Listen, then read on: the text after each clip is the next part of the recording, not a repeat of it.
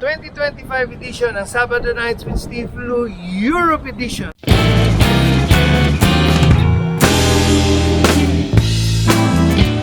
Hey, welcome to Sabado Nights with Steve Lou. This is Steve for Sabado Nights, and we are here in Liverpool for a few nights. And we are so lucky tonight that we are here, the birthplace of the Beatles, and we are here at the Cavern Quarter, where the Cavern Club is located, where it is renowned, where the Beatles started their careers in music. So makikita natin, this is a small alley and maraming mga bars dito, all basically paying tribute to the Beatles and their legacy.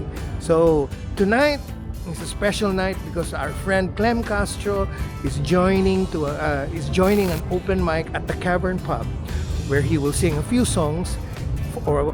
It's songwriters night at sasama si Clem Castro sa lineup. So we are all very excited and we are all supporting him for this endeavor. So stay tuned to Sabado Nights with Steve Lou. Here at the Cavern Quarter, everything seems to be about Beatles, and why not? After all, they are the biggest musical act in the world, historically and even to today. This next artist has come all the way from the fucking Philippines just to play at the Monday Club.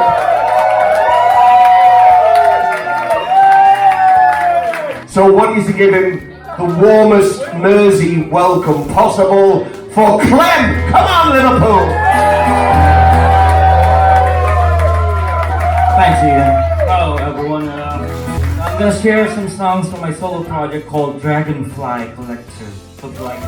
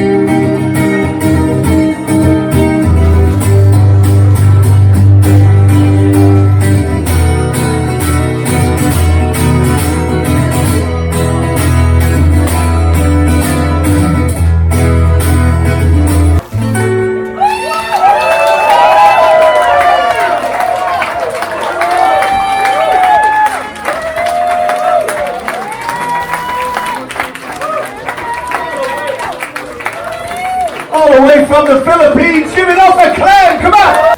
It's a bloody amazing experience being here at the Cavern. It's not the Cavern Club, but I played at the Cavern Pub on an open mic, and it's amazing. The crowd is amazing. They really like my songs, and it's a first for me, historically for me, being a Beatles fan, a huge Beatles fan. So, wow. Thank you, Daddy. With Steve. your dad! People thought Steve is my dad. My stage father. Putang galing ng anak ko, putay na. Morning, Liverpool. Good morning. Yeah, this is Food Diwata, Steve Lou for Sabado Nights, and today we start with the walking tour of Liverpool. It's actually quite different from London, and it's my first time. Talk a bit about where we're staying. You know, the area is really lovely.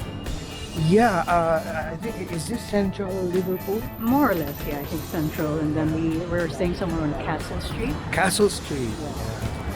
And a fabulous Airbnb courtesy of the producer of the year, Hi, Edgar. So, walking day muna, we walk to Mersey River, which is renowned for that Jerry and the Pacemaker song, Ferry Cross the Mersey. We might actually take that. See you later. Good morning, this is Steve for Sabado Nights, and welcome to Sabado Nights with Steve Lou here by the Mersey River. Kung familiar kayo doon sa song of the Jerry and the Pacemakers named Ferry Cross the Mersey, this is the Mersey River, and that is the pier or where you can take the ferry. And that is the ferry right there. I don't know if you can see it, but you should. Ayun yung ferry. So this is and in this area where there's a square, there are some really nice, fabulous buildings. And I don't know really what is across the yata is a place called Buckingham, if I'm not mistaken. A lot of people dismiss that as a province of Liverpool. Parang mababa ang tingin nila. Pero Alaskahan lang, fair game. So right here naman is the Museum of Liverpool. And I think this is like the parliament or the town hall. And over there, that building in that corner right there where they have where there's a bird right up there is where they shot the scenes from Batman daw. The latest Batman edition. So we're here kasi binisita namin yung statue ng the Fab Four or the Beatles, and magpapapicture-picture lang kami. So a little bit of tidbit and some fine locations here in Liverpool for you here on Sabado Nights with Steve Fu. We're here at the pier head. Here, where the Mersey Ferry and the Museum of Liverpool and the statue of the Beatles, of the Fab Four. But we have something special. Si Clem daw makikijam dito.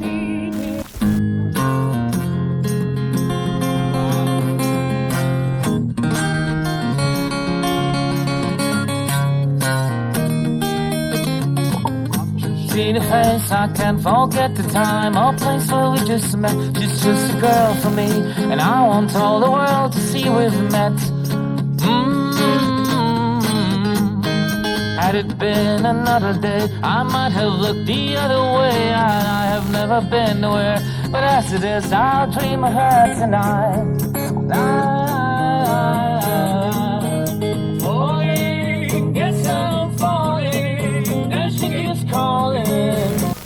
Nakita nyo si Clem Castro doon, Jumam. Nakalimutan ko lang sabihin sa inyo, the Tate Museum is also here beside the Museum of Liverpool. So it's a more modern Tate contemporary art than your regular historical museum. So we just got off the Beatles Story, which is a Beatles museum of their memorabilia and their story. Basically, you have this earpiece and a remote guide that will tell you stories as you walk along the path. There's talk about they talk about the beginnings of the Beatles. When they were starting here at the Cavern here in Liverpool, how they formed, and then nung nagpunta sila ng Hamburg, the music store that they bought their guitars from, and ano pa ba yun? Music store, and then they talked about the albums and their first trip to America, and then individually they have as the audio guide will help you will tell you the story. So it's a Beatles story kasi may mga memorabilia.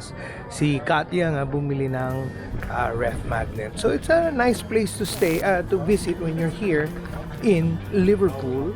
It's called the Beatles Store. Liverpool. Yan.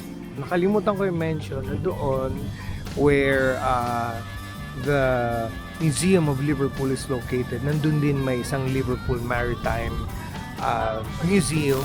Medyo iba rin ang climate dito sa Liverpool kasi because of it's a port, it's a town it's a city by the river, the Mersey River nga. The skyscrapers are more interesting certainly than a modern city like Makati or BGC. Magaganda yung mga buildings, medyo traditional.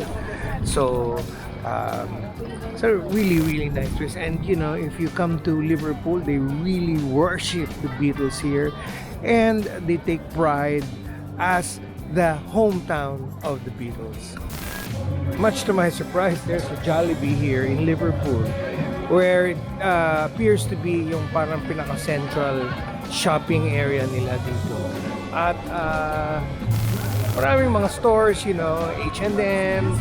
Si Clem got stuck there at Fred Perry's, bought a jacket, And now he's at the Doc Marten store. Baka mapabili na naman siya. And just looking around here along the shopping area here in Liverpool. Among the many attractions here in Liverpool, of course, is where the Beatles grew up, their homes. Bukas gagawin namin yung bus tour. And today we're just here in Penny Lane, and I think Clem wants to do something here. Tingnan natin kung magagawa.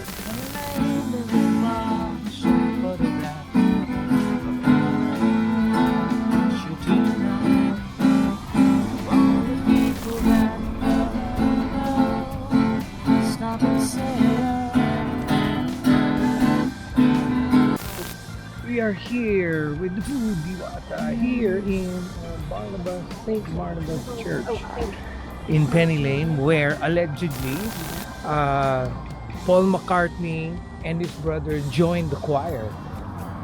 And that, ladies and gentlemen, is Penny Lane, and that's the Penny Lane pub. Kung napanood nyo yung carpool karaoke ni Paul McCartney with James Corden, dito sila talaga nag-ikot-ikot, and that's the bus stop where they wanted to hail a bus. And of course dun sa Penny Lane where Paul McCartney did sign the Penny Lane road sign, but you know, they've now covered it kasi parang nagdi-delete na yung signature because people are touching it, so now they put a cover in it. And of course this is John Lennon, right? Gandang araw sa inyo. This is Steve Lu for Sabado Nights. At narito tayo ngayon sa may Royal Albert Docks, kung saan katatapos lang natin mag hop-on, hop-off bus tour. At yun yung visiting city sites here in Liverpool. And also, it's a Beatles tour. Pero meron ding exclusive na talagang Beatles tour, which is called the Magical Mystery Bus Tour, which goes to sa mga bahay nila John Lennon, sa mga bahay nila Paul McCartney, yung mga places where they performed before. It's basically an exclusive Beatles tour. And of course, merong lovely host doon na we had a host named Jimmy who was very, very funny and very, very entertaining. So we really, really enjoyed that. And yung city tour was very nice. You know, you get to go around the city, and they entertain you and they provide you all the information about the beautiful skyline of Liverpool. You will see it here in the videos. Natutuwa ako sa skyline ng Liverpool, at saka napakatahimik dito. I kind of prefer this over London, kasi London medyo masikip na at marami ng masyadong tao, at saka medyo mahal. Dito mas peaceful ng konti, mas maluwag, and of course because it's a seaside town, it's definitely cooler here. So it was a very, very enjoyable tour, kasi nga nakita nyo na lahat ng destinations. For £22 you get to see all these city highlights and, you know, historical information which the guide will tell you, and you get to do the Beatles tour to go with your £22 ticket. And yun nga, natutuwa kami at makikita nyo yung bahay nila John Lennon. Tapos may mga, syempre, may mga trivial information that you will not have otherwise known.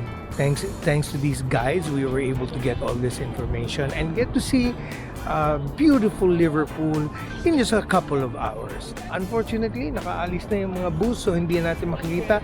It's one of those double-deck bus na yung second level ay open, so you can have a better view of the landscape. At sabi ko nga sa inyo, ang ganda ng skyline ng Liverpool. Anyway, so thank you for joining me here on Sabado Nights with Steve Lu here in Liverpool. See you in the next town, in the next destination for Sabado Nights with Steve Lu Europe Edition. Rock on!